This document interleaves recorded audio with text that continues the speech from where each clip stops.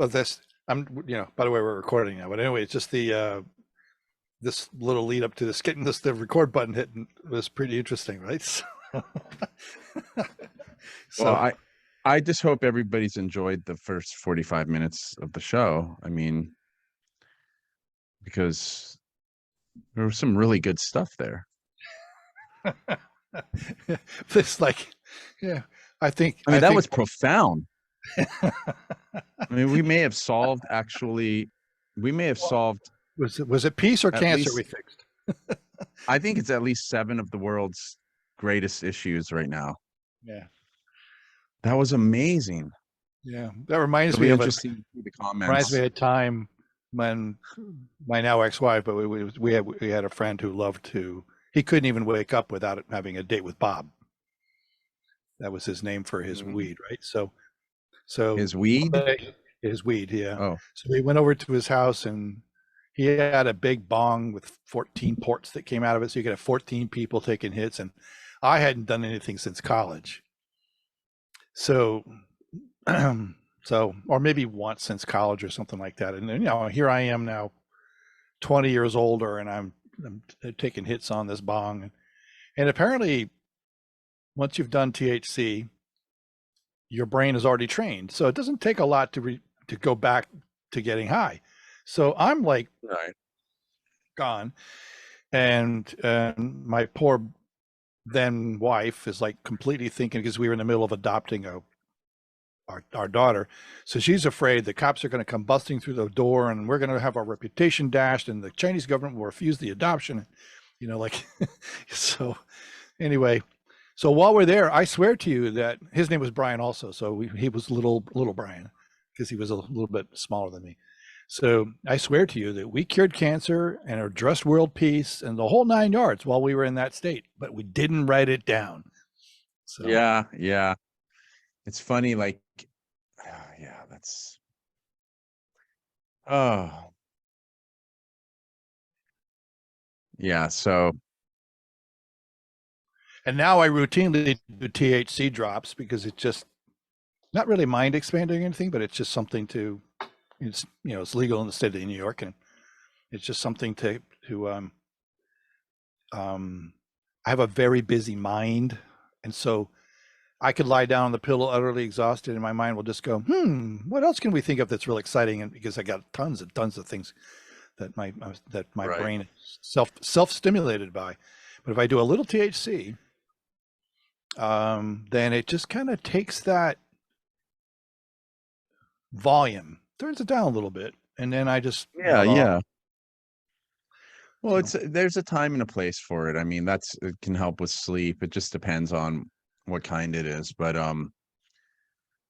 I mean, it's very legal here in California, and I mean, I'm in the place where most of it's, yeah, I I mean, would that's be. all people do here. Yep. Now New But York though has growers, so we're not getting much from there, California anymore. But I yeah, got flavored drops and with a little stevia in it to make it just a touch more palatable. Because by itself, pot doesn't taste that good. Wheat or even the oil doesn't taste that good. So, but I don't smoke for now because I've had something with my lungs a couple of years back or a year and a half back. I'm never going to smoke pot again, but um, I don't need it. The drops do a fine job. They do a perfect job. They actually give me just a little. It's not like I get, spaced out. I just get a little tiny down notch on the speed of the brain. yeah. No, I totally get it. Yeah. Um, I mean, really, it's become such a fine-tuned art that you can go in specifically asking for, well, I want something for pain, or I want something to help me sleep, or I want, there's and they've got it. So you can really, it's catered to everyone, Mm-hmm. which is nice. I mean, when we were kids, you didn't know what you were going to get.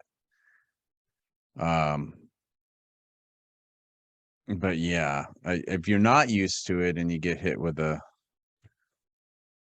some, you know, I remember the first few especially times when I, eating it. yeah. Well, the first few times I did pot in college, it didn't really have much of an effect. It was like the third time when it kind of kicked in. Yeah, I've heard that where it does, So, you don't know that. and then one day I was a resident assistant in the dormitories, and we had a resident director hosting a meeting with all the RAs that were in the building because I lived in a multi-story dormitory, and I went to visit the. I was on the ninth floor, and there was a woman on the eighth floor, cute as a button, really smart, really wonderful energy type person, and I went down to say hi to her before, and she said, "Would you like a brownie?"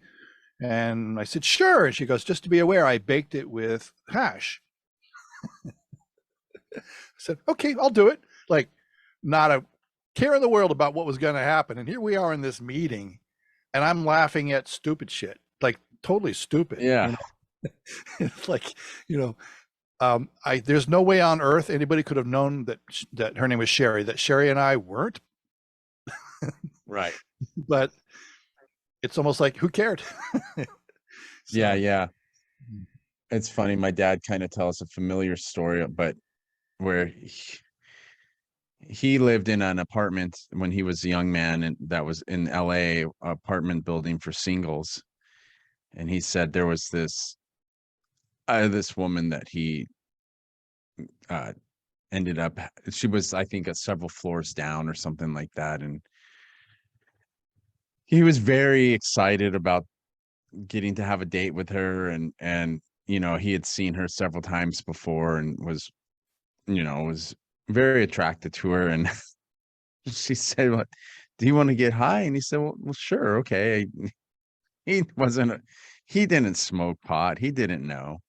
He said he spent the entire time on his back on her floor, just completely blitzed out of his mind.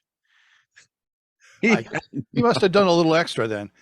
I don't know. I've never had a case. I've only had one drinking experience where I won't say I was out of control, in the sense that I couldn't manage my bodily functions or anything like that.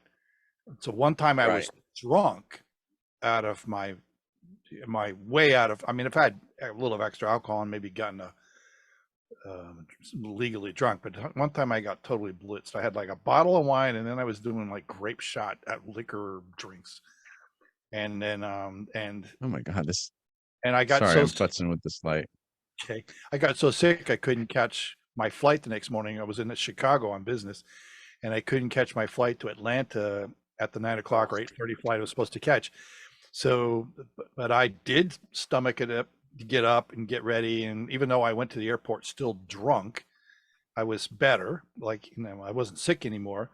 And actually, somebody met me at the airport that was flying that I was working with was flying into another destination. I even ate Mexican food at that airport before getting on that plane to Atlanta.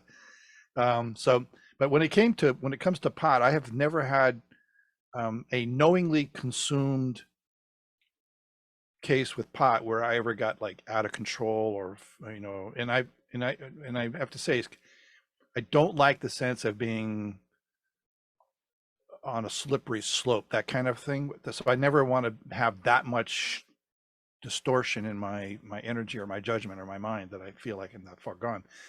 But when I was in Croatia this last summer, somebody gave me what she said were CBD gummies, and I was having trouble sleeping. And CBD can be very helpful for that. It has so far worked for me in other cases. So I took 3 of them. No, it wasn't CBD. It was THC.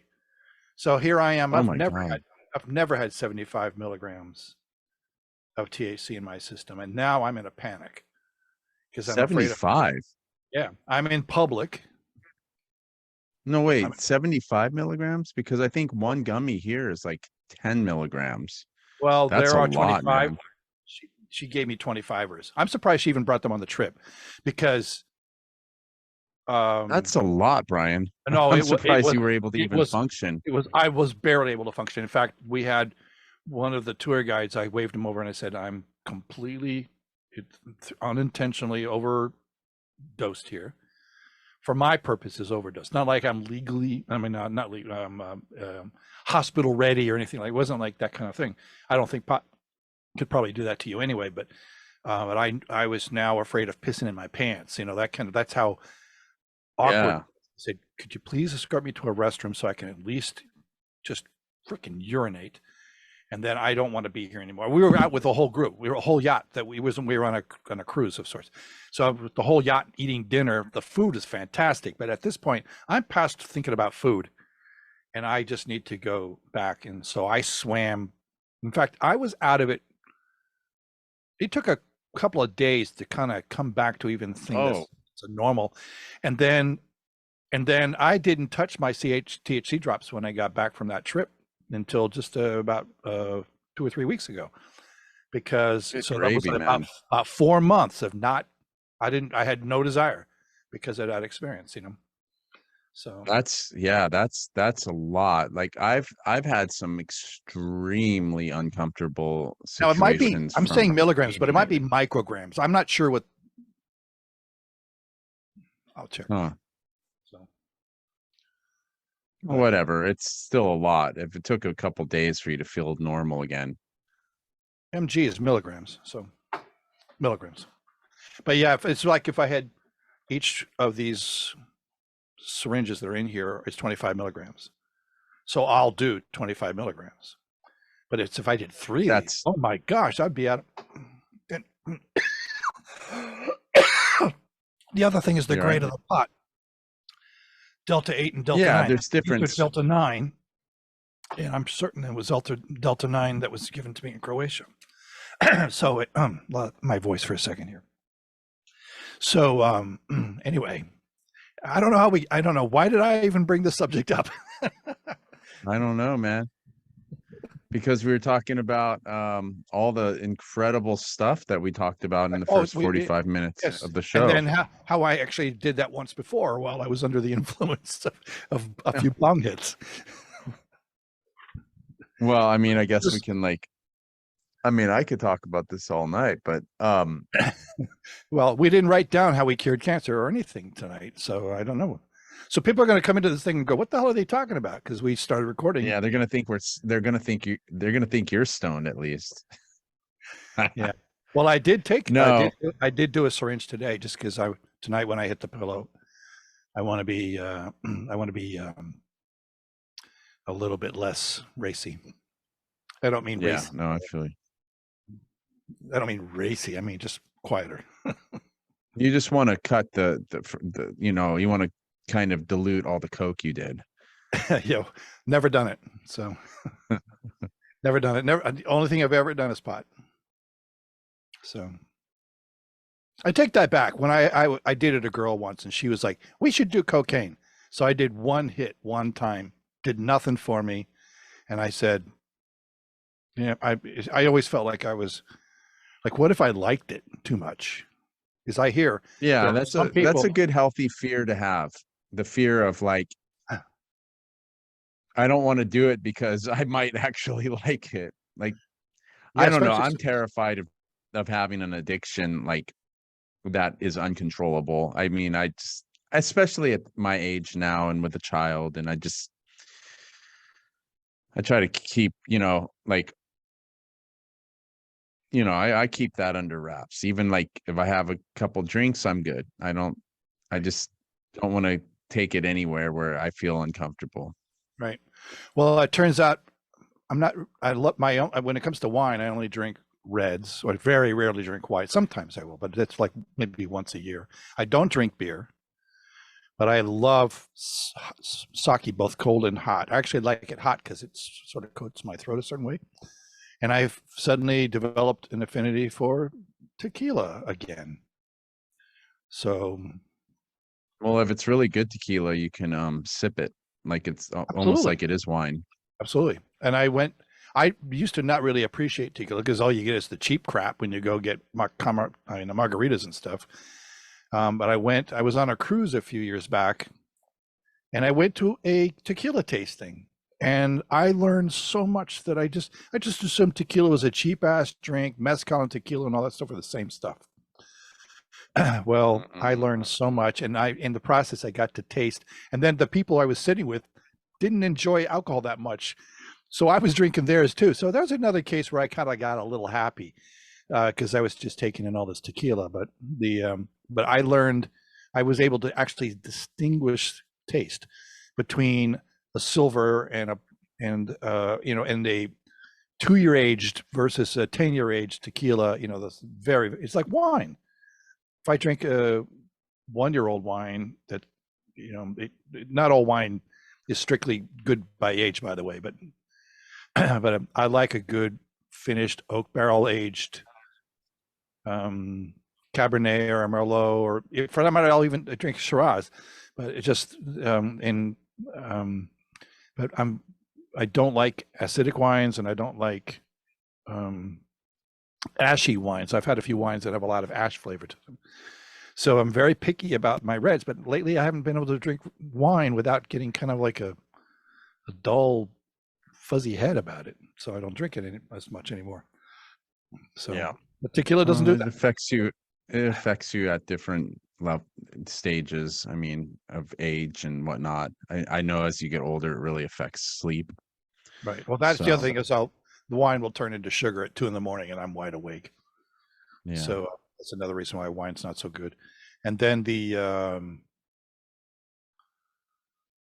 other part about wine is it's kind of because you guys out in California have had all the wildfires and stuff. So wine, whether it deserves to be increased in price already, I don't know. But now wines are kind of crazy priced. So yeah. So okay, what are we talking about besides I don't booze? know. I'm wondering what this has to do with coaching. Well, actually, I think it could be. Like I would have to think about how close-minded I was about drugs because and I should say street drugs. I'm actually, oh, that reminds me, I got to take care of this. I'm actually going to, at some point along the way, I'm going to do a plant medicine experience where I Yeah. go that I don't know, but or maybe I do know, I just won't say. Let me look this up. There is a show that's what I was just going to mention to you on Netflix that I watched that just recently came out. And it's all about, it's 4 different it's called how to change your mind. And it's basically it's it covers, what is it? Let's see here. LSD is the first one. Psilocybin, Psilocybin is yeah, it's the second one. MDMA, MDMA is the third, and and then mescaline is the fourth. oh, And okay. I would have had DMT on the list before mescaline, but okay. Yeah, well, I mean, maybe they'll have a second season, but it's basically it's about how these drugs can be used to cure different ailments, and that's what it's about. That's what it focuses on. It's not about like and it gives also a history of it, and also, kind of the misconceptions there may be, sort of like, with like the reefer madness type Yeah, no, there's been so misconception about much. There's LSD been so and much out there that was put together by perhaps they were well-meaning, but let's just argue they had an agenda because, and it was probably there were probably more people who understood the benefits, and especially in the terms of microdosing with these particular compounds that you're talking about. Like when I was a kid growing up, I was told, "Oh, you'll never want to do mescaline because it'll rip your stomach apart. You will be in so much pain."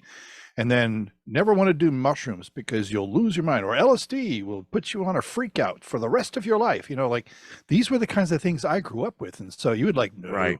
never going to touch those things.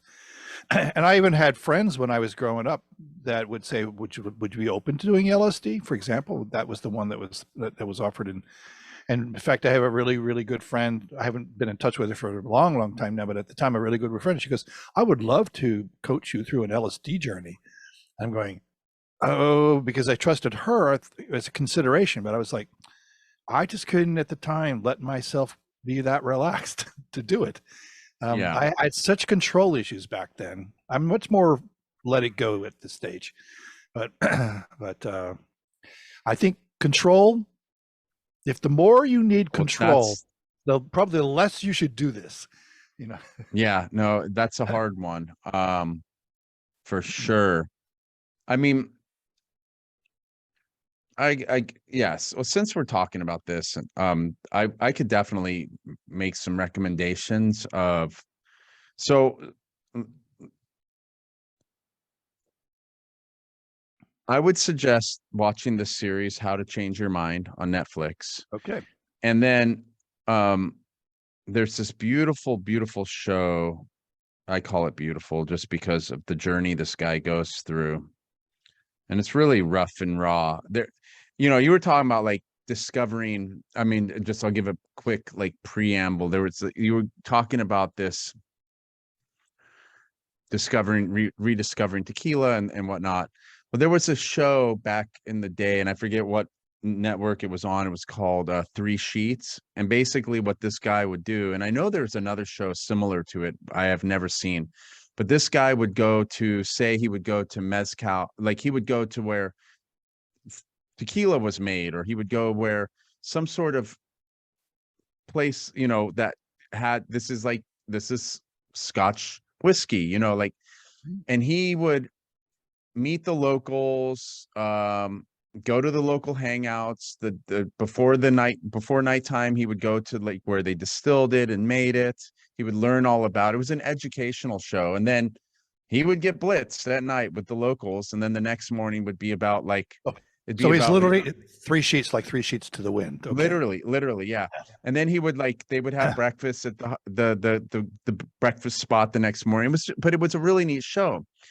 But anyway, like, I kind of thought that was a cool idea. And there was this other show, and I'm not quite sure because now it's just a documentary, but there's I don't know if you ever heard of the comedy show called Trailer Park Boys, but it's a Canadian kind of mock, let's see, what would you call that? So you have reality TV, it's mock reality TV. And those guys decided to create their own streaming platform, and they called it SwearNet. And it's actually an app you can download, and I think it costs $1 a month to stream through them. I don't do that because I'm just not interested. I enjoyed the show. It was very silly.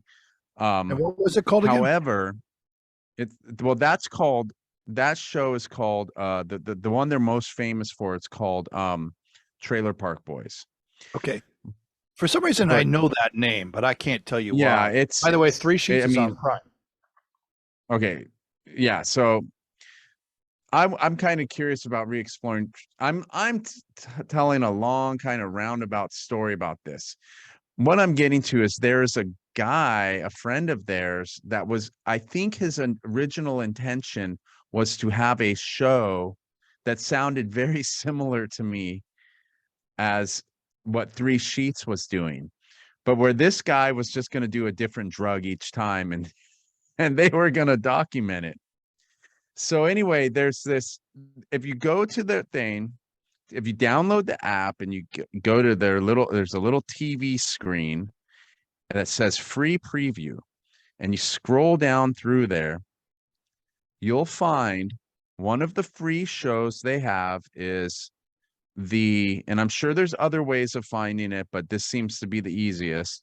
One of the free shows they have is called Tripping with Lee, but it's Leigh, I believe is how you pronounce his name. Okay. I mean, spell it. And so here it is. It's Tripping with Lee, Leigh. And so Tripping with Lee is a documentary film about the transformation of one man's life who, having cheated death, travels to Peru to gain enlightenment through the use of hallucinogens and spirit medicines. Now, what happened is it starts with him in a field with his mom, kind of being the co-pilot, and he's smoking oh, it's some drug that's legal that puts you on about a 5-minute high, but when you're on it, it could seem like 5 hours. It doesn't matter. If anybody's interested, they should see this because it's really beautiful. And basically, he goes down there with this film crew and he does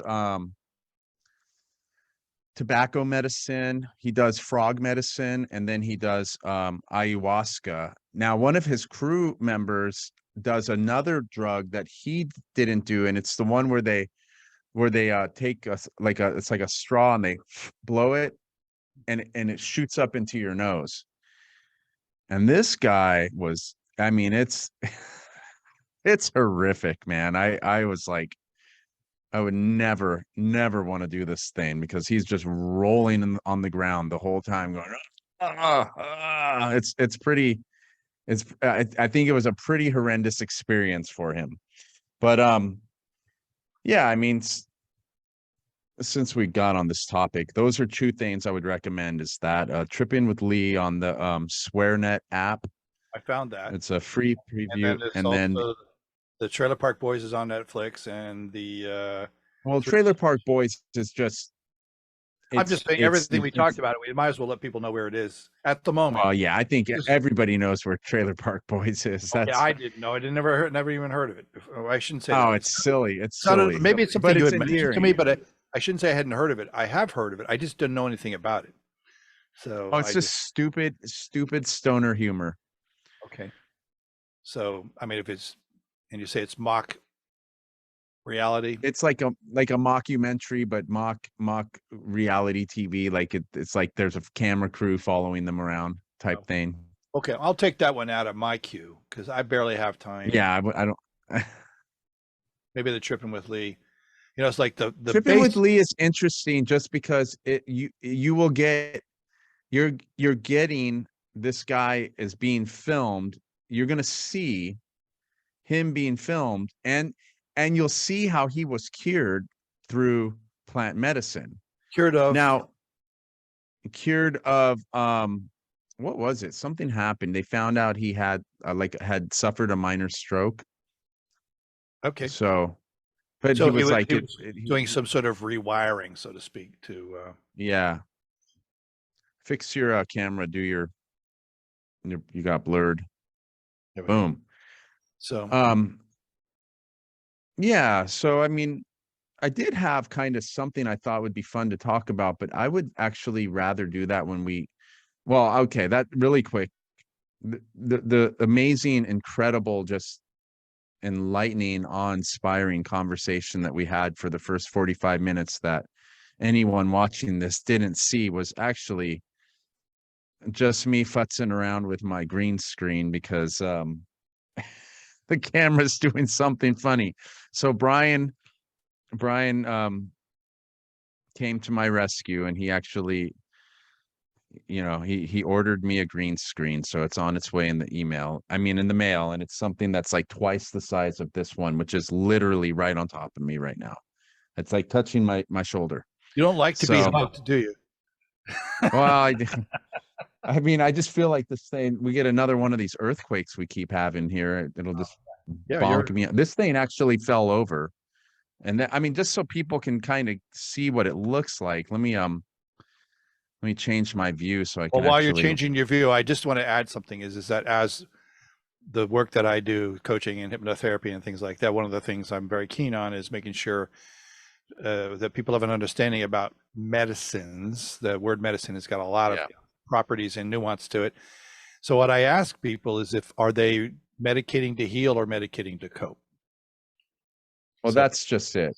So people can see. So what I'm talking about here is experimental. For my own purposes, experimental. It's not because I'm unhappy with my life, or in fact, I'm extremely happy as a person. Right. You know, my happiness set point's very high. I thought you said you were extremely unhappy as a person. I'm like, no, damn, I'm dude. extremely. Maybe I should be coaching you. My happiness set point is very high. I am not you know, there could be moments like friction with Of somebody course, in my church, everybody. I mean, whatever. we're But riding a it's, wave. There's yeah, and you're not expected to have happiness all the time. Otherwise, you kind of lose. You maybe start to take the happiness for granted. I guess maybe that's the best way to look at it. well, yeah, Uh, you don't know your happiness. You don't know the ups without having experienced the downs. yeah, It's just learning how to flow through those right. in a And I way. have to say is that That's my own journey, because I spent the first few decades of my own journey, uh, I could say the first 2 decades were just wonky and who knows. But when I was in my early 20s, I made a decision to never get super depressed again because I was flirting with whether it was even worth being here. So I yeah, said, you know what? I'm not going to have that conversation anymore. I'm just never going to get that low again. But what happens right. is you end up squeezing yourself into a narrow emotional chamber. Because so if you're not going to feel the Yeah, it's lows, not you can't realistic. feel the highs. You can't do the highs. So I lived in this narrow band of emotional, like a kind of a moderation type of a journey for decades. And Well, um, and yeah. now I'm like way above that set point that was in there. And although I have had moments of sadness and things along the way, and I know that the happiness set point is way up there.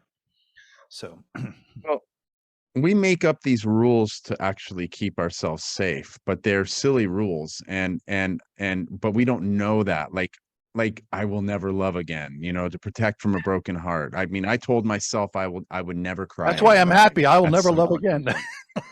Yes. All right. Um, I will never get myself exposed to one of those things.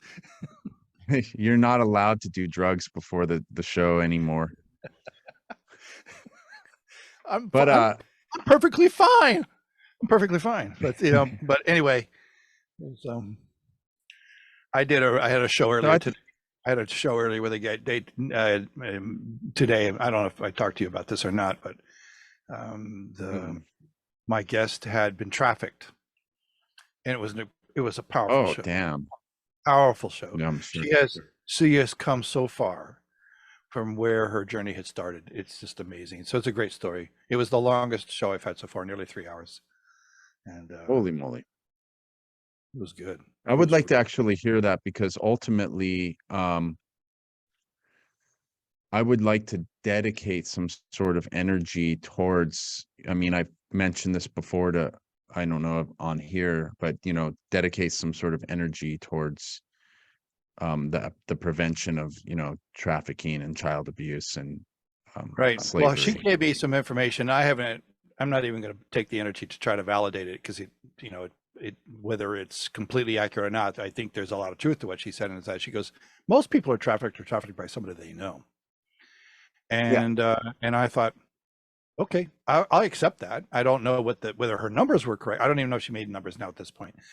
But we always think of the woman being kidnapped from Lithuania and then being dropped off in, some brothel in Italy or Germany or something, and then or in the United States for that matter, and living their lives in Right. abject torture. And I'm sure that happens, and we see that in the movies that how these women get rescued, or sometimes men or whatever. But I think the story that she shared was about not of that kidnapped version, but it's more like being imprisoned version after you know somebody. And I thought that was an eye opener. And I have to tell you that I can't wait for the show to be released. I think it'll serve a lot of people. But we went pretty deep in the beginning, so anybody who comes to the show needs to be aware that that it's an emotional roller coaster. It was worth Yeah. it though. So Since we got on this subject, I do want to make another recommendation. okay, I've seen a few shows, documentaries about various, I guess, trafficking or slavery or child abuse. However, there was one in particular that's actually a podcast, and it's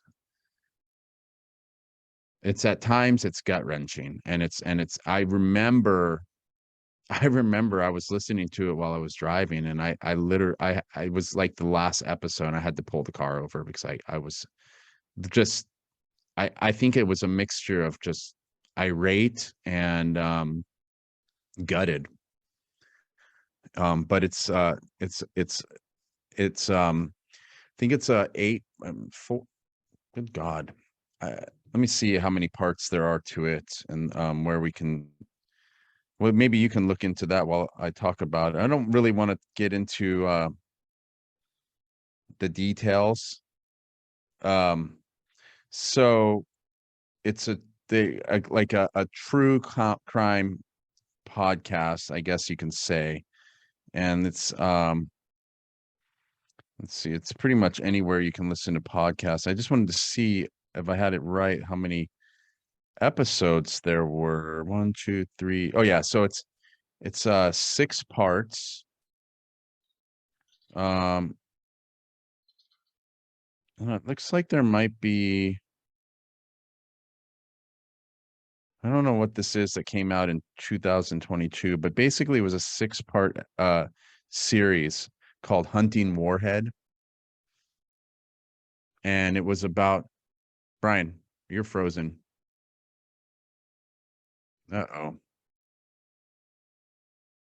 That is odd. This has never happened before. He's frozen with a very serious look on his face. Let's see if I can send him a message.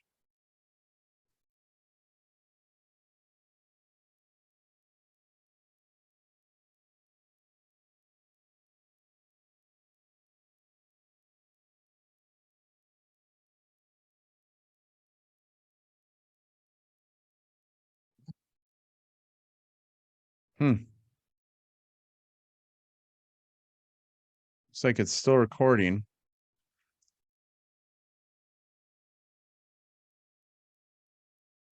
How do I get him back in here?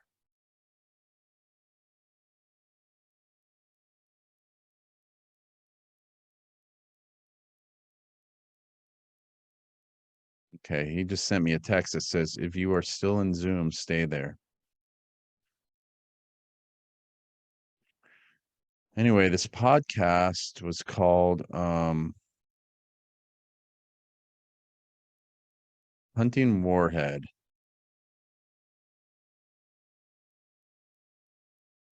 I'll just read. Oh, he says that the internet winked out. So it says, how do you take down a criminal network that's hidden in the shadows? How do you rescue okay, he keeps texting me. Entertain the crowds. I'm entertaining you guys. How do you rescue child abuse victims who could be anywhere in the world? Hunting Warhead follows the journalists and police on a global mission to expose the darkest corners of the internet. What they discover shocks them. Host Damon Fairless tracks down the investigators, survivors, and criminals themselves. A co-production of CBC Podcasts and the Norwegian newspaper VG.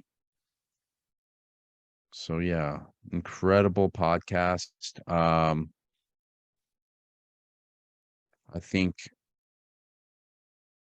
it's this person says that where did it go? Oh, I just lost it.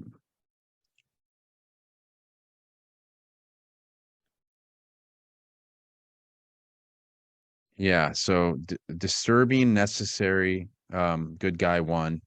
It says this is a tough one to listen to, but I'm so grateful for people like this in the place, and I just have to pray that they're gonna continue hitting it as hard as they can.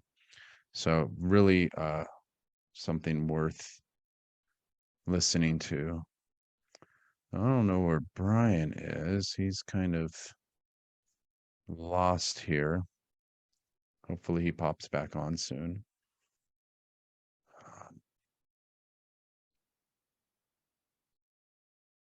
There we go. Hey, Brian. There you are. Still recording. Did you tell me to Good. get jokes Yeah, while I was done?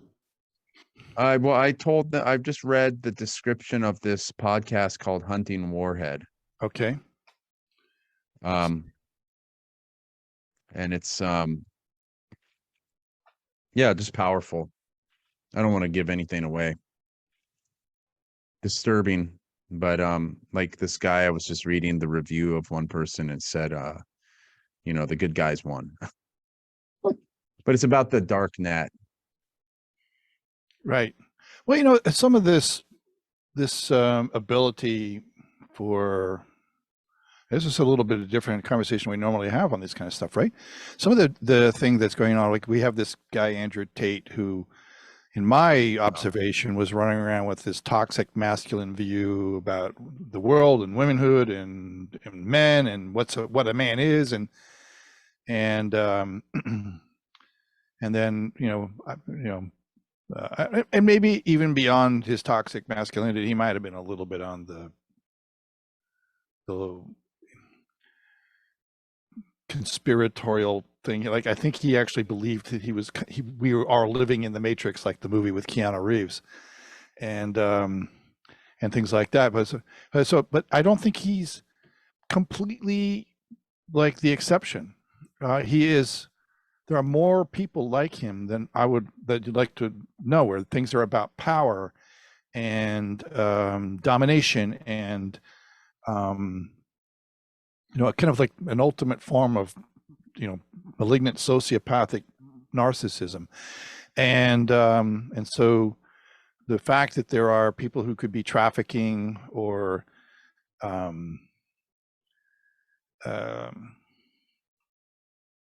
that inure to things. I was listening to a Joe Rogan podcast. He had one of the actors, I think he played Venom, the actor that played Venom, if I'm not mistaken. And he had been, for a little while, he had been in Russia. And Okay. and this beautiful woman was being kind of, let's just say she was being escorted out of the back of a car, and then they took her over to the wall and started banging her head against the wall, like basically, I don't know if they were going to kill her, but whatever. But he went over and said, "What the hell are you doing?" And the guy pulled out a gun, said, "Go away." And he didn't know, he had, like, he's not, that's not his home place. So when he shares the story, it's like two guys taking on a woman against the brick wall or whatever the wall surface was, that and then being willing to put a gun to somebody's head and tell them, "Go away, we're gonna." And he had to realize that there is a certain amount of brutality in the world that you can't even do anything about. And There is. and so this trafficking thing, and who knows, that woman might have also been somebody who was trafficked, but maybe she didn't comply with something, and now she's paying a price. Whether it's the ultimate price or not, I don't know. But I know there are, various celebrities who've been involved in it. Ashton Kutcher has really been big on fighting trafficking. Yeah, his I've actually bought a T-shirt from his organization. It's called Thorn, Okay. Well, and they're yeah. I have a list here, like Ricky Martin, Angelina Jolie, Ashton Kutcher. I don't know how many of them are performative and how they do real things. Ashton Kutcher does not strike me as a performative person. I think he's a genuinely caring, compassionate, Oh, empathetic yeah. person. And Carrie Underwood is on the list. David Beckham, of course, from soccer fame. Julia Ormond, I don't know if you know who she is, but she was in several movies with Mickey Rourke and others over the years. Emma Thompson is in it. Carla Stevens, Blake Lively, who's married to, if I'm not mistaken, she's married to Ryan Reynolds, Reese Witherspoon. I mean, these are just 10 names that we can drag on the list. So I love the fact that there's now notoriety to take on these issues and create more light on the matter. Well, But then, go ahead. no, I mean, there's all different kinds of issues within that thing, and there's, it just depends on. I mean, I don't know a lot about it, but just from what I've seen it's one, like Ashton Kutcher's company is battling like the abuse on the internet, Mm-hmm. and they're trying to like figure out how, but then there's stuff that's not internet involved. Like, how do you deal with that? And then there's it's not just the stopping of it and the prevention of it, it's also the people who have been victims of it. How do we take care of them? So there's a lot of like these, I think, there's quite a few organizations that have centers in every city. But like one of the saddest things for me was that it's kind of like when a child is in a situation, it's just their normal. So they don't, and so often it's so much later in life where we go, oh wow, my childhood was kind of messed up in that particular way, in Like some my sort of like my show guest today, she grew up disempowered, and right.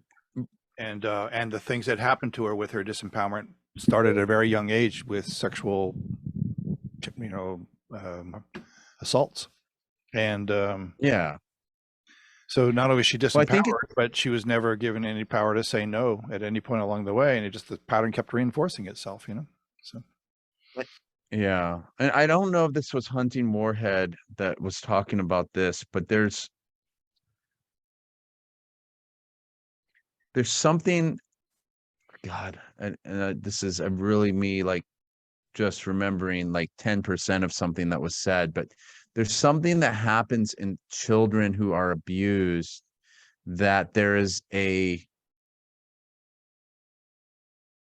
certain brain development that never actually gets to happen.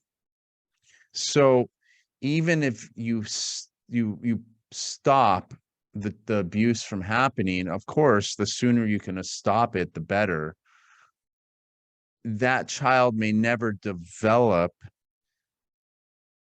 the way mentally, the way they could have had they not been like the brain function, their ability to cope in the world, to interact with other people, that kind of thing is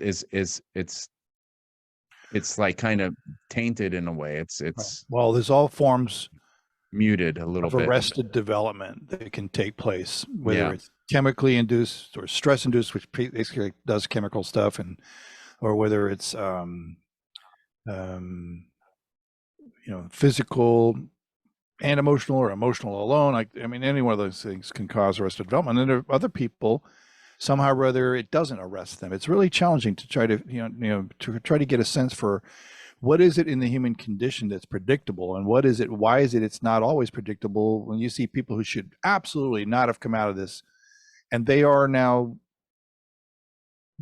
stellar, mature, balanced, or harmonized energies in the journey. And I get to the point where, as I look at, looking at my own origins, that the kinds of abuse that can be heaped on you. Now, I didn't have sexual abuse, but I don't know if sex is the only thing that It's not. counts. I mean, I think so. When you have people who can go into a rage for no reason whatsoever, and you have to live in the path of this, then you can become wonky. And I would actually say the first few decades of my life, I was constantly living in a reactive survival mode. And particularly, I would even say, without making it sound like I'm bragging, I was particularly good at it because I stayed in that survival mode without anybody really calling me on my shit. It wasn't Well, until it's you. married that it became starting to wake up to my own shit, and starting to go, I don't like the smell of this, and Right, exactly. so I would say I had an arrested development. That's why I'm only 14 today. But there's like, I had my own form of arrested development, but you can accelerate through that at a certain point. I think most of us could. I could be wrong, because there is some stuff about early childhood development that I'm not trained at all, of course, and I maybe, just maybe, there's a certain kind of thing that happens in childhood that you can never recover from. But I kind of think mostly like fetal alcohol syndrome, that may be a risk of permanent disability. But I think emotional abuse we can redevelop from. And so, I or think physical. so too. It's not, it, and that's the other thing. There are all different kinds of forms of abuse, and it's all relative, right? I mean, to say that a person who was abused in one way had it worse than someone else, well, that's from an outside perspective. You might be able to, like, imagine being in either situation and think, well, obviously one of these things is worse. But to the person experiencing whatever the abuse is, it is what it is, right? Well, it was kind of their normal because they don't know anything differently. Right. And So, there's no, like, so if somebody wakes up from that many years later and is traumatized by it, it doesn't mean that one person's trauma is not, it's worse than the others.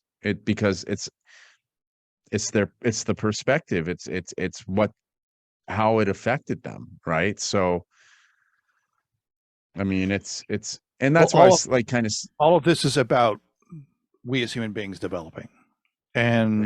and what stops us or what arrests us or what gets us stuck and what allows us to progress. I mean, I've always ascribed to this idea is that there really are two forms of pain: the pain that keeps us stuck or gets us stuck, and then the pain that Right. makes us get moving.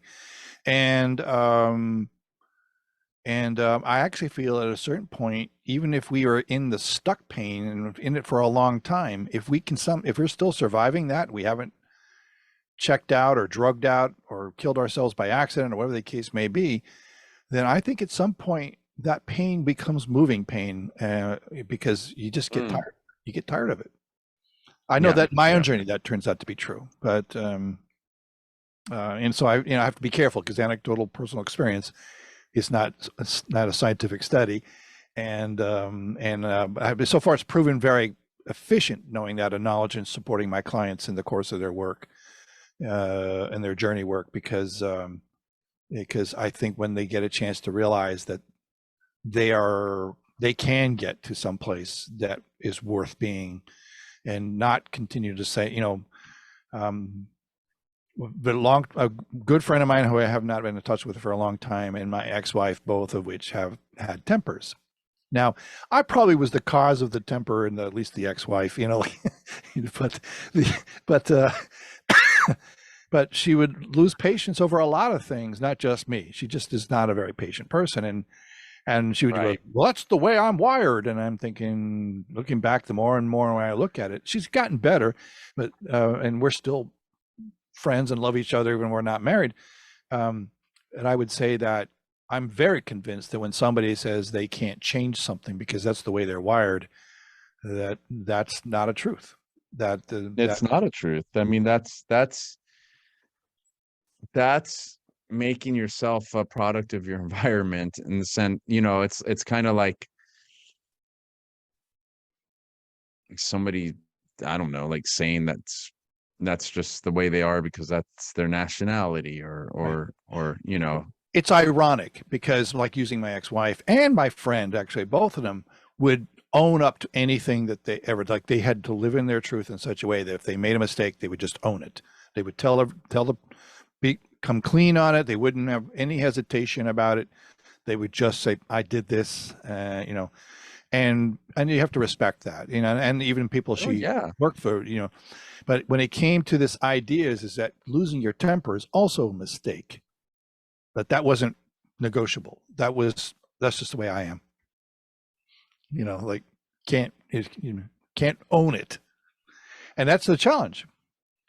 A lot of people that I think in order for us to progress, we need to own.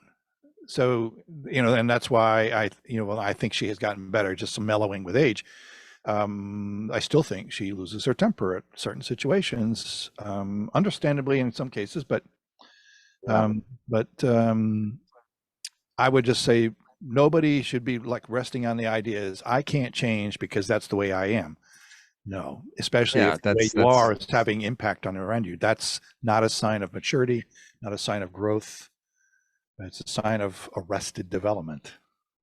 Well, yeah, if you can't use the world as your mirror and actually see it reflected back on you and see where you need to make the change, then you're going to just be stuck being you and in the version that you are at that moment. And I yes, I mean, I was mirrored back to me plenty who I was being in my marriage. And I mean, it was kind of like pride and ego and defenses came out, but God, after a while I saw the truth in some of the stuff that I was doing and was said to me, and I was like, that's not who I want to be. But it's the hurt I caused that and all I can say is that, that's I'm better for it, and I do realize that, like, that unwillingness to make a change at first and change what I was doing and who I was being, it hurt those that were around me. Well, interestingly, think about it. Often when we start our change process, we start to try to do it in our head. We start to think we can manage this thing as like a science project, so we can just logic our way through the process. So the other challenge is that learning, like, the kinds of things, I look back on the marriage and I'm thinking, is not that I feel any sort of giant regret that I wish I had the marriage still. It might have been, it would have been a different viewpoint if I still did. Um, the thing that was kind of interesting looking back on that is that in the beginning of my accelerated personal development, I was in the beginning trying to muscle it through intellectually, as opposed to actually learning to release myself, surrender myself to the freedom of authentic emotions, and also learning how to release those emotions that are just not serving me. That's a very rich way to do it. And it's not easy to do that without guidance. And that's why I got to do what I'm doing today, because I felt like, wow, look how powerful that was for me. I felt compelled at that point to make sure I could serve others in the same way. And I think almost every coach does that. So we would not have this conversation today, in my opinion, if you hadn't gone through that piece of journey you just shared. No, I mean, it was necessary. I think earlier, like when we said something about, like, I have this fear, like this fear of, for instance, what would it actually be like to be somebody who was kind of a little out of control, like was dependent upon, like, needing alcohol or some sort of drug. Mhm. And for me, that same kind of feeling, that same kind of fear comes up for me when I think about, my God, like, maybe what would it be like if I didn't bring awareness, if I just stayed asleep and continued to be that person? And in lots of ways, I mean, I'm sure I'm still very, need to wake up, but it's like, it's kind of like, once you know it, you can't unknow it. Mhm. And I realize, like, I have to continue to see who I'm being, see myself, because I don't want to be in that state of just being unaware and having such a I don't know, just a negative effect on those around me, and not living a truly, like, free life from my own, like, self-imposed prisons, or the ones that, or allowing myself to be a victim of my upbringing, you know, is this at some point. And I think that's one of the greatest things about life coaching, is that we help people see, like, take total responsibility. And it was interesting because I had a good uh session this week, and I realized that's like one step. There's this ultimate, like, this ultimate responsibility that needs to be taken. But when that happens, that's sparked by an awareness. And that awareness and that and taking becoming aware, realizing like, oh, I am responsible for my own life, leads to something that's I believe is that the next step is that we have to radically um accept, in order for that change, once that awareness is brought about, we must first radically accept where we're at in the moment. And so that is kind of like, for me, that has been kind of, lately I've realized I haven't been doing that. Like, I can talk about taking responsibility, feel like and know that I am responsible for everything that happens to me in my life, but I have not had radical acceptance of where I'm at in my life. I've just started to bring the awareness there, and that radical acceptance for me means like, it's like, instead of running away from our feelings, we have to allow our feelings to run their course. We don't have to get swept away by the emotion, but we have to allow ourselves to be at the bottom of the wave sometimes.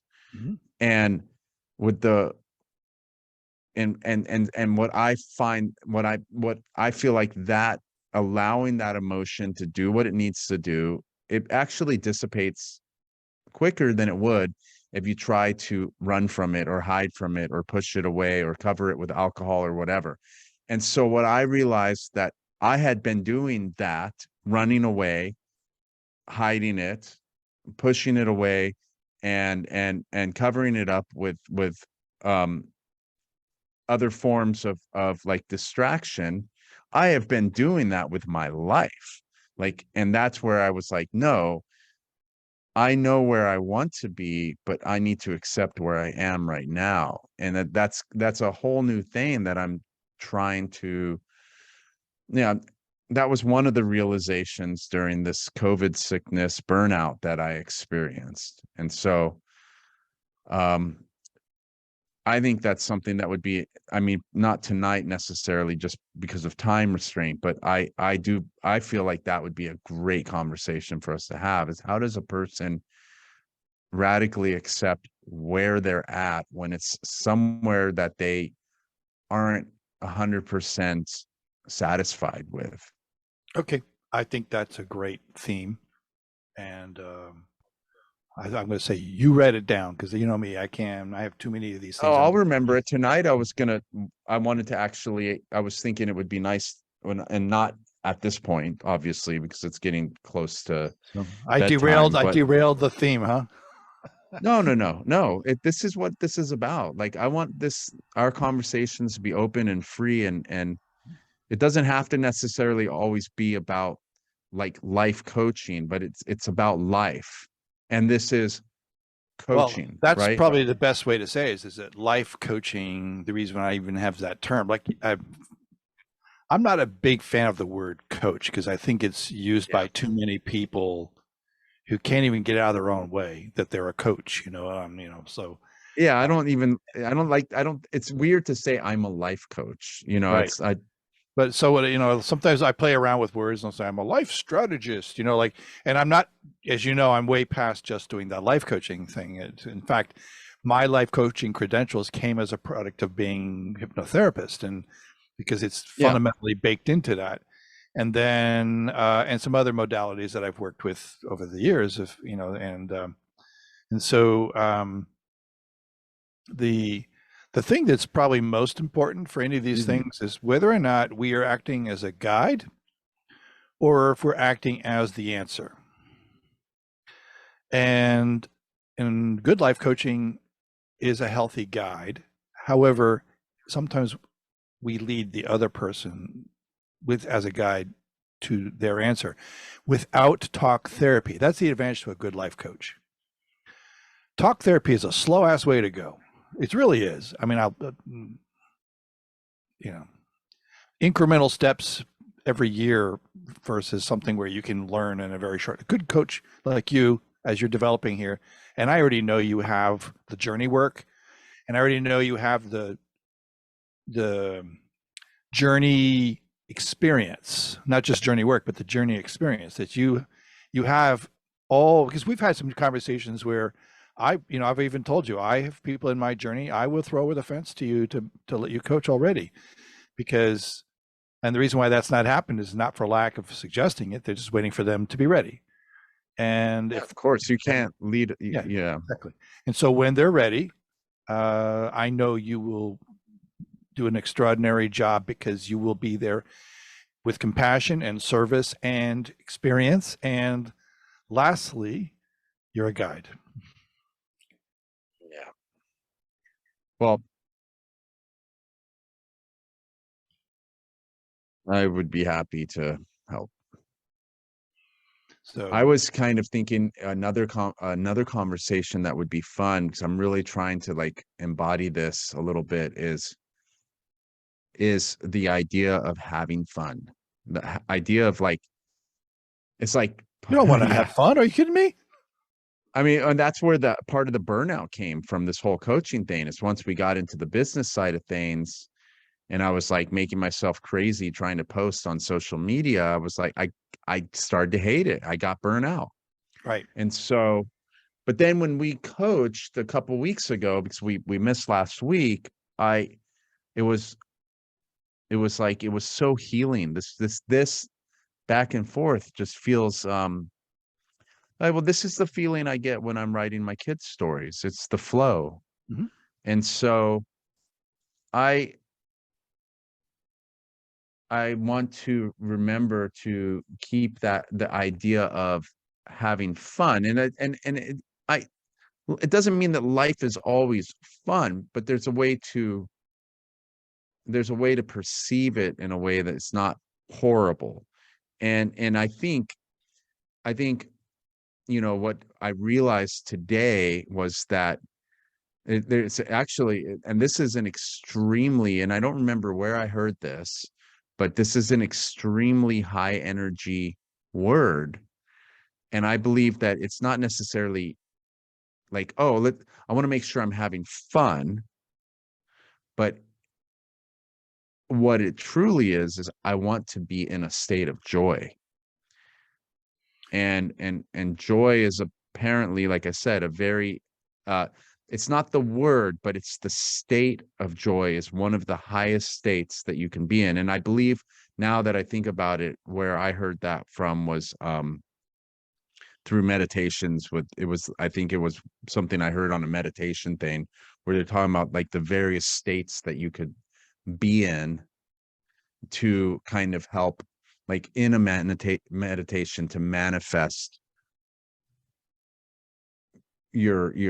manifest what it is that you were seeking to have in your life. So, do you have a distinguishment in your own mind between happiness and joy? What's that a question? Do you have some thought about what might distinguish, make a difference between something that might make you happy versus something that might make you joyful? Oh, well, yeah. So I believe that joy is more of a state of being. Joy to me is like, regardless of the situation, you are in a state of, you are just a joyful person. There's you can somebody can be being nasty to you, but because of that state of joy, it that nastiness doesn't take that away from you. um but like, to move on, I mean, there more can be said, but to move on to fun, I think fun could be more of a thing where it's like, I feel like it's a little bit,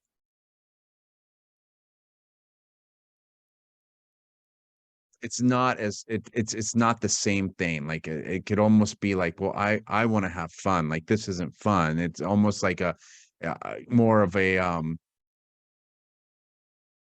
don't know, selfish maybe feeling to it, sort of a well, like I feel like it doesn't encompass everything. Like because it doesn't things aren't necessarily fun. Like I can have joy changing, like Oops. when he was, oh well, there we go. I have to edit that out. But um You'll let me know where that is. yeah, but I could have had joy. It may not have been fun to change his diapers, but there was still a sense of joy because I have this new baby. Okay. Well, So that's what I would it? Do you that's want what to? I feel is the Yeah. difference. So, I think there can be overlap between happiness and joy. So I don't want them to be completely Absolutely. separate things. But I also think like um, having maybe something I have that has nostalgic connection to me. Like I like a glass bottle of Coke, which we popularly call Mexican Coke these days. But Yeah, because it's got real sugar and well, not that supposedly that's poison. not true anymore. That they've even caught on to. I don't buy it. That stuff can't even break down in your body from what I've heard. So anyway, but anyway, I like the glass bottle drink anyway because there is a taste you get from the plastic that's in the tin cans that you don't get when you're drinking out of a glass bottle. There's just a lot of little things, but just it partly brings back memories of when I kid when it was only at Coke. It was only available in glass bottles. It was um, um, served with certain kinds of foods I was ate. It was something I only got once in a while. So it is like those were the kinds of moments I remember that were happy back then. So I can actually be happy when I have those. It's like flashbacks to those moments of happiness that makes me even happy today. And that kind of happiness is kind of like kind of more instantaneous, a little bit more ephemeral, like fleeting, because after a while, you've already had the taste experience. Like it could be a piece of cake, it could be my favorite food. I love Mexican food. I get happy when I eat Mexican food, so, and actually I'm a True. foodie in general. I eat, I'm happy, you know, those kinds of things. And sometimes it could even be chemically induced happiness, like, like, you know, the, the Coke in and of itself, maybe not just a memory, but it's also that sugar caffeine rush that comes from the Coke that can make me happy too. So, and then, but for Of me, it's course. like Well, that's yeah. the more I think about how I can distinguish joy is that I'm not joyful because I had a piece of buttercream frosted cake. I'm not joyful because I had a Coke in a glass bottle. I'm joyful when I've had this kind of interconnection between freedom and growth and love and it's kind of like a meshing of these kinds of things. The more I am in touch with my authentic being, the more sense of joy I have because I have reached myself. I feel a kind of Right, right. love that's there, and there's a freedom in all of that. So I can't say which one of those may be more responsible for that joy. I suspect they all work together based on the fact that I think authenticity, which is where we actually truly love ourselves in an unconditional way, and we can love others in an unconditional way. So I would almost argue that joy is majorly connected to love. There's an element of freedom that goes with it. Absolutely. So the more I journey Absolutely. work myself, and the more of that I feel. But I was just telling somebody earlier today, I have been, or maybe I was in this conversation, I don't know. I have been largely super happy, super joyful for like a couple of years now. And I can say is that most of my life was not happy, not joyful. So what's the difference? In the last decade of my life, I've been on this journey to being real and authentic and loving and compassionate and empathetic and working on harmony and balance and you know being aware as opposed to being reactive. So maybe it's a giant list of things that make you joyful, but nonetheless, it has a lot to do with discovering your truth, discovering who you really are. I I agree, and I would sum up a good distinction for me is that there's a permanence to joy, whereas there is not a permanence to I mean, I'm sorry, not happiness, but not a permanence to the idea of fun. So if you joy is a state, fun is not. Fun is just something you're experiencing because of something that's happening or something you're doing. Like this is fun, but I think the state of being joyful is something that is it's always there. It's a perspective shift. Like it's if you can conjure it up.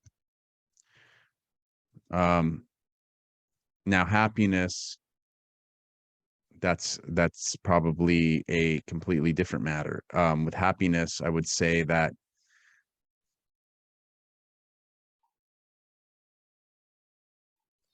happiness is something that you're not going to always be happy. That's more of a like almost like an emotion, right? There or a feeling of being happy. I'm happy. Or I think maybe it is the emotion. I don't know, but I feel like happiness is it comes and it goes. Whether you're having fun, it comes and it goes. But I feel like joy is something that can be a state of being that is just baked in that can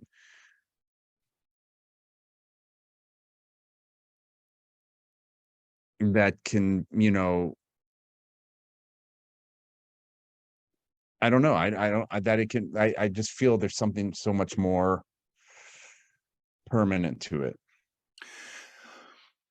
I think it's more steady. I think it's possible for something to rip joy out of your life, but I think that has a lot to do with how much progression you've made and how well um, positioned or postured you are in this journey work that makes us more richly understanding what we need to do to actually be in that place of joy. Um, Yeah, I agree.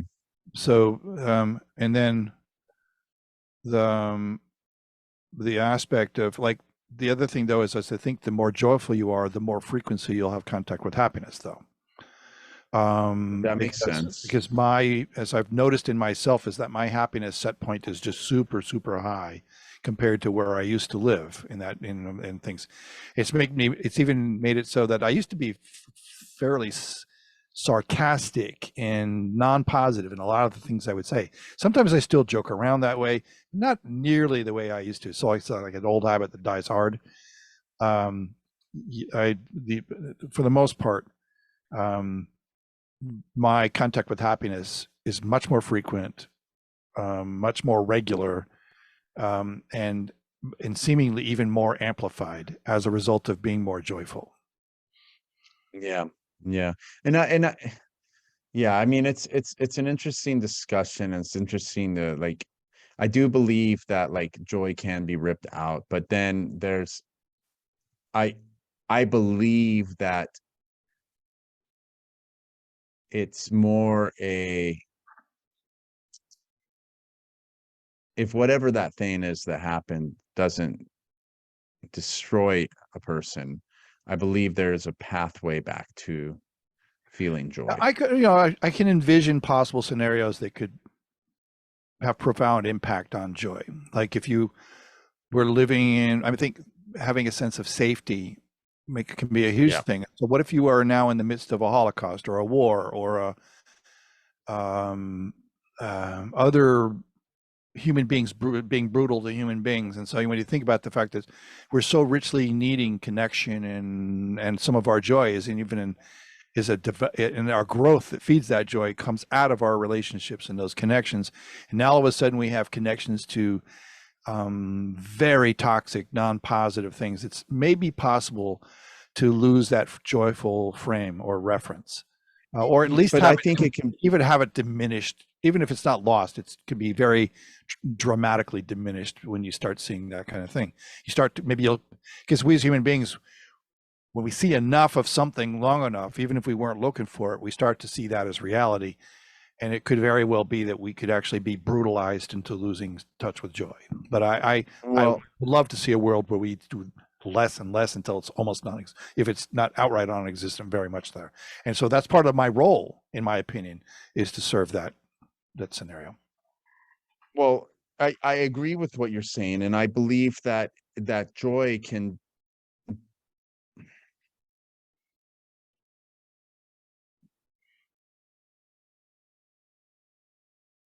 I think what happens is other just as powerful states of being can be replaced by the absence of being in a situation that is not joyful.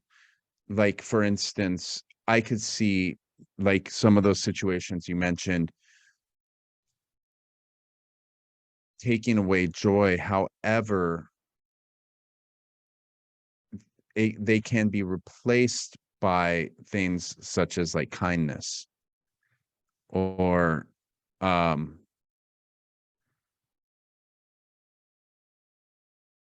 or even maybe sternness. Like, I think of situations where a person is in a situation that is, and they have found a mental state to, they may have not been having fun or been happy or been joyful in the situation, but they were nevertheless kind, and they were they were the lighthouse for those around them that were not able to see that. They were the hope. They were the light at the end of the tunnel, even though they themselves were in the very same situation that everyone else was experiencing. This has a lot to do with that set point, I think. Yeah. Um, I think I there's don't, a, yeah, where, yeah. Yeah. there's Yeah. a, because I actually watched a very interesting, there's a comedian I really have, when he's doing like the bar acts comedy that he does, is the F word. I mean, I'll use it once in a while myself, so it's not like I'm an innocent ears, and but it's just like I'm very selective about how I do it. But comedians Fart? these days, yeah, Was it fart? yeah, yeah. So anyway, um, so when he's doing some, I watch his comedy, and he drops the F bomb so much that sometimes I'm going like, he kind of cuts from the essence of the humor that he has, but he's still a very, very funny. And I've seen him take the entire act where he's doing F this, F that, and all that kind of stuff. And I've seen him do dry bar comedy, which is completely clean. You can't go on dry bar comedy and talk that way. So he has the ability to still be funny. It doesn't matter which way he is.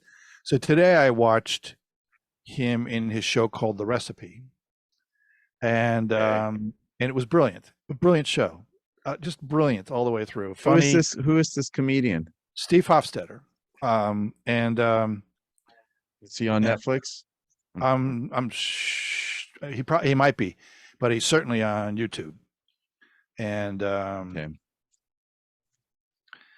the um, the reason why I bring this up is because he talks very openly about his act on that particular occasion. Is, I'm not here to be my normal stand-up thing. I'm here to share a recipe.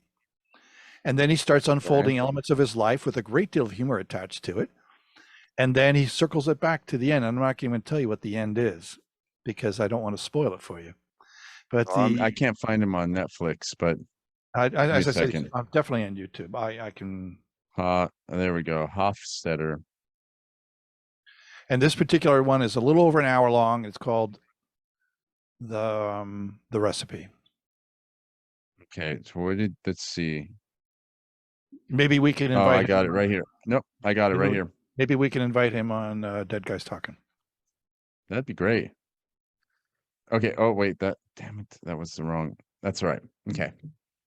So the reason I brought that up is because one of the things he does say in that is talks about gallows humor,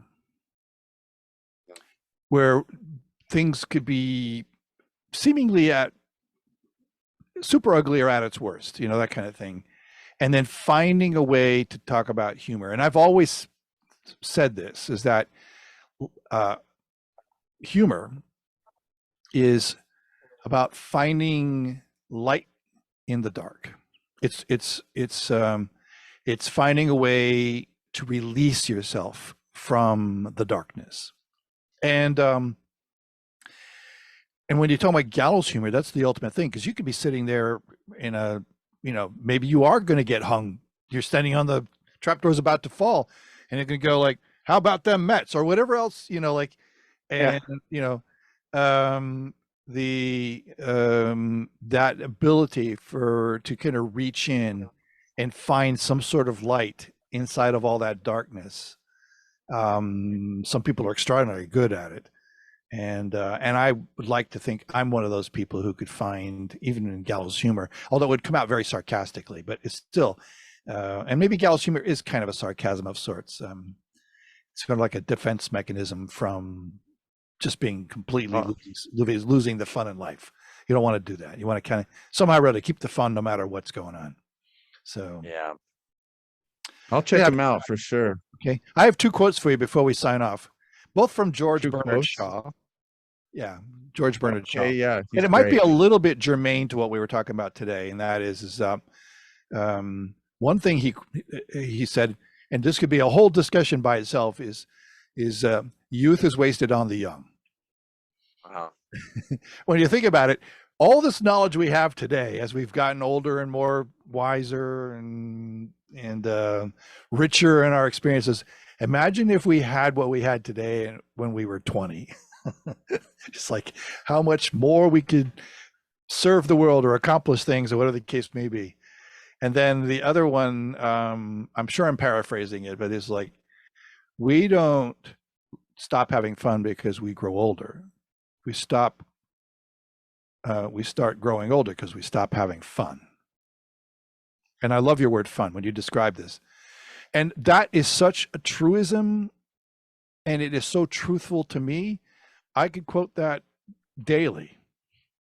Right. And I have a friend of mine, Linda. She lives by that phrase. Like she's in her early 70s, and she is just cranking away every Well, day.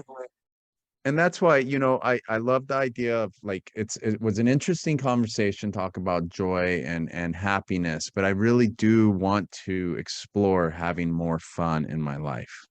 Okay. And I had a really great like a session the other day, and a little meditation on what does fun look like to me. And it was interesting. It was pretty powerful. And I think like I'm not going to do my children's writing, my book writing, or my coaching unless I'm having fun. I think And that means even the business side of things. It well, needs I to think be fun. that's not only is that brilliant, but imagine if you're having fun, how that can be infectious for somebody you're coaching who might have lost sight of what fun is. Yeah. Because I one mean, of the first rules I I give people is we're going to have fun. This is the whole thing. We can't just be wallowing in despair that's or the first rule of Fun Club. yeah, just yes, Fun Club. I saw that movie, The Fun Club. Yes. So yeah, Yeah. Brad Pitt was brilliant in Fun Yeah. Club. Yeah. Fun So Club. um probably a good time for us to sign off on this conversation, but I would just say, Yeah. and I'm going to just illustrate or kind of reiterate something you said earlier. And it works for me too. So I get my batteries charged when we have kinds of conversations like this. And I think a lot of people, if they can have a good riffing partner on topics that are something more than how about them Mets or what's going on with the Eagles or whatever the case may be, there's a certain limit to how much fascination I can have in sports when there's so many other things that can be done to make the world a better place.